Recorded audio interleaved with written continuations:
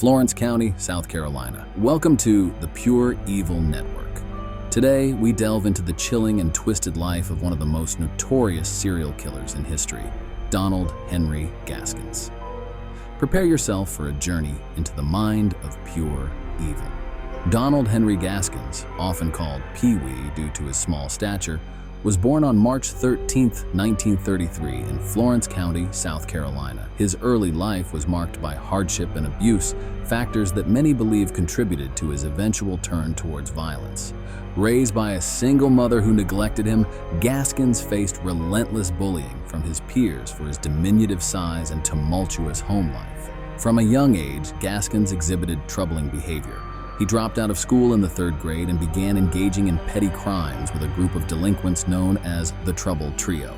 This early exposure to criminal activity set a foundation for his later, more heinous acts. By the age of 13, he had been arrested multiple times for a range of offenses, including robbery and assault, and spent much of his youth in reform schools where physical abuse was rampant. Gaskins' descent into serial killing began in earnest in the 1960s. After a stint in prison for various offenses, including attempted murder, he allegedly began a decade-long killing spree upon his release. His victims were often hitchhikers, both men and women, who he encountered along the highways of the American South. Gaskins claimed to have murdered over 80 people, although the confirmed number is significantly lower. What made Gaskins particularly chilling was his lack of a specific modus operandi. His methods varied, and he seemed to kill purely for the pleasure it provided him. He referred to his murders as coastal kills and serious murders, the latter being more meticulously planned and involving victims he knew personally. His ability to blend into society while committing such atrocities earned him the nickname, the Meanest Man in America. Donald Henry Gaskins' reign of terror came to an end in 1975 when he was arrested for the murder of a friend, Silas Yates. The evidence against him was overwhelming, and he was soon convicted and sentenced to death. However, his sentence was later commuted to life imprisonment when South Carolina temporarily abolished the death penalty. Life in prison was far from easy for Gaskins. His notorious reputation as a ruthless killer did not earn him respect, but rather animosity among fellow inmates. He was frequently beaten and abused, a stark contrast to the dominance he had exerted outside prison walls.